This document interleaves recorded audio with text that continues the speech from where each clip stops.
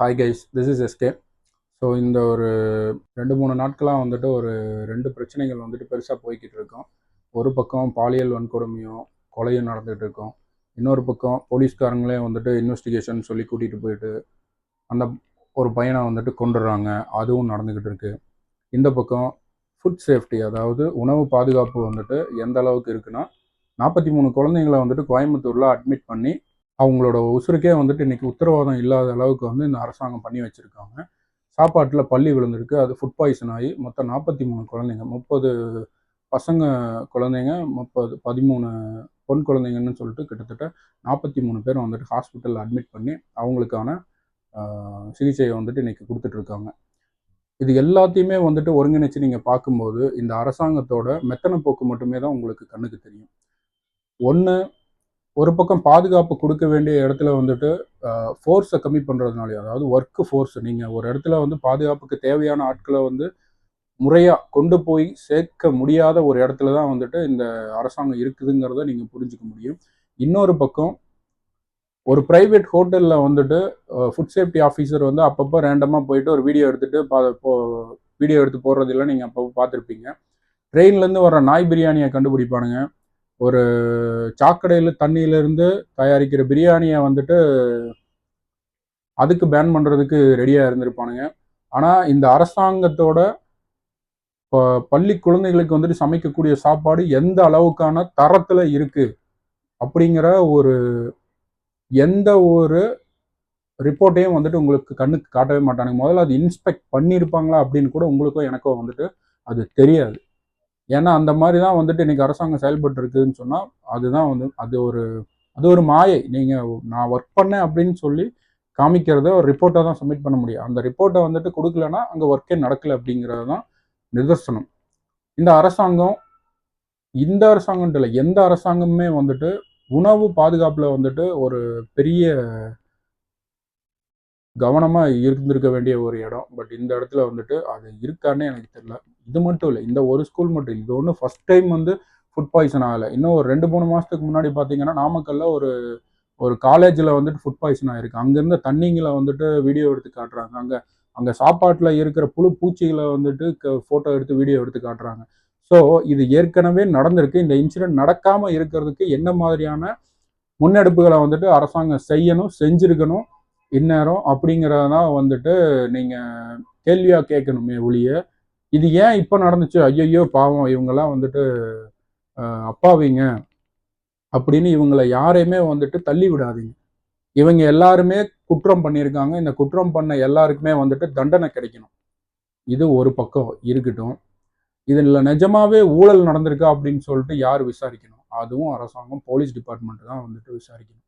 Okay, இந்த police department இருக்காங்க இல்லைங்களா, இவங்கெல்லாம் வந்துட்டு பொதுமக்களுக்கு பொதுமக்களுக்கு வந்துட்டு எப்பவுமே விலகியே இருப்பானுங்க. நார்த்து காந்தத்தில் வந்துட்டு நார்த்தும் போட்டிங்கன்னா அதுக்கு நெருங்கியே வராது, விலகிட்டே தான் போகும். நீங்களாம் கிட்ட வர்றீங்களா, நான் கொஞ்சம் தள்ளி போகிறேன். 2 போலும் வந்துட்டு சேமாகவே இருக்குது. நார்த்தும் சவுத்தும் இருந்தால் மட்டும்தான் வந்துட்டு உங்களுக்கு மேக்னெட்டில் அட்ராக்ஷன் வரும், இல்லாட்டி வந்து ரிப்பல்லிங் தான். வெளியே பிரிஞ்சுக்கிட்டே தான் போவானுங்க. அந்த மாதிரியான ஒரு போலீஸ்காரங்களோட மைண்ட் செட் அந்த மாதிரி இருக்குது. ஒரு விசாரணைக்காக ஒருத்தரை கூட்டிகிட்டு போகிறாங்க, விசாரணை முடியுதோ இல்லையோ, ஆனால் அந்த பையன் வெளியே வரும்போது நீங்களே கவனிச்சிருப்பீங்க அது என்ன மாதிரியான இது ஏற்கனவே கிட்டத்தட்ட ஒரு நிறைய இன்சிடென்ட் நடந்திருக்கு. இந்த 2021 கிட்டத்தட்ட 25னா 2011 இது எத்தனை லாக்அப் டெத் நடந்திருக்குதுன்னு நம்மளுக்கு ஒரு ரிப்போர்ட்டே இல்லை. கிட்டத்தட்ட ஒரு 100 பேருக்கு மேலே லாக்அப் டெத் நடந்திருக்கு. இந்த 100 லாக்அப் டெத்தையும் வச்சு யாராச்சும் ஒருத்தர் கேஸ் ஸ்டடி பண்ணியிருக்காங்களா?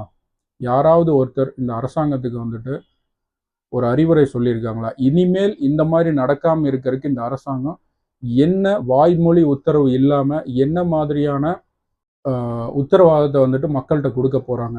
இந்த மாதிரி ஒரு பிரச்சனை நடக்கவே நடக்காது அப்படிங்கிற உத்தரவாதத்தை வந்துட்டு இந்த அரசாங்கம் கொடுக்குமா? இன்னைக்கு இருக்கிற அரசாங்கம் இன்னும் ஒரு 10 நாளில் வந்துட்டு காலாவதி ஆக போகுது. இனி அடுத்து புதுசாக வர்ற அரசாங்கம் இனி அவங்க என்ன பண்ணுறதுக்கு காத்துட்டு இருக்காங்க? இந்த மாதிரி பிரச்சனைகளை வந்துட்டு ஃபோக்கஸ் பண்ணி இதை எப்படி தடுக்கலாம்ங்கிறதுக்கு வந்துட்டு ஒரு ஐடியா வந்து கொடுப்பாங்களா? நம்மெல்லாம் சொன்னால், நம்மளோ நீங்களோ நானோ யாரோ ஒருத்தர் வந்துட்டு சொன்னாங்கன்னா அதை வந்து கன்சிடர் பண்ணுவாங்க. பட் ஏற்கனவே இருக்கிற அரசாங்க அதிகாரிகள் வந்துட்டு என்ன பண்ணிக்கிட்டு இருக்காங்க, இதெல்லாம் தானே ஃபோக்கஸ் பண்ணணும். இதைத்தானே வந்து நீங்கள் எக்ஸ்பெக்டட் க்ரைமில் வந்துட்டு நீங்கள் கொண்டு வந்திருக்கணும், ஃபுட் சேஃப்டியில் கொண்டு வந்திருக்கணும். இந்த மாதிரி லாக்அப் டெத் இல்லாமல் இருக்கிறதுக்கு என்ன மாதிரியான முன்னெடுப்புகள் நீங்கள் வந்துட்டு எடுத்திருக்கணுங்கிறது. ஸோ இது முழுக்க முழுக்க ஒரு அரசாங்கத்தோட செய்ய தவறிய கடமைகளில் தான் நான் ஒன்றா பார்க்குறேன். இதை வந்து அரசாங்கம் சீக்கிரமே வந்துட்டு சரி பண்ணி இனி எந்த காலத்துலேயும் இந்த மாதிரி ஒரு பிரச்சனை நடக்காமல் இருக்கும் அப்படிங்கிற மாதிரியான ஒரு உத்தரவை வந்துட்டு கொடுப்பாங்க அப்படின்னு சொல்லி நம்புவோம்.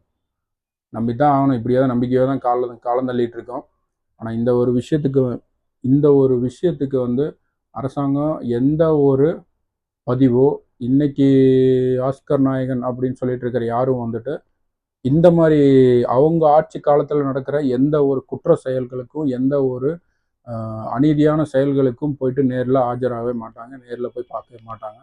ஆனால் அனுதாபத்தை தேடுறதுக்காக வேற ஒரு வேலைகளில் வந்துட்டு பண்ணுறதுக்கான எல்லா முயற்சிகளையும் வந்துட்டு இந்த ஆளும் கட்சியும் சரி, ஆண்ட கட்சியும் சரி, இனிமேல் ஆள துடிக்கிற கட்சியும் சரி, அது வராதுன்னு வச்சுக்கோங்க. அது ரொம்ப கஷ்டம். சரி, பட் அது வந்து எல்லாரும் இதையே தான் பண்ணிக்கிட்டு இருக்கீங்க. இது எல்லாத்துக்கும் வந்துட்டு பொதுவாக ஒரு சொல்யூஷன் கொடுங்க. இந்த சொல்யூஷன் வந்துட்டு இனி யார் ஒருத்தர் தப்பு பண்ணாலும் அந்த தப்பு வந்துட்டு இவங்களுக்கு ஒரு பாடமாக இருக்கணுமே தவிர அதை திரும்ப செய்யணுங்கிற நினைப்பே வரக்கூடாது. அந்த மாதிரி ஏதாச்சும் ஒரு முன்னெடுப்பு கொண்டு வாங்க. தேங்க்யூ.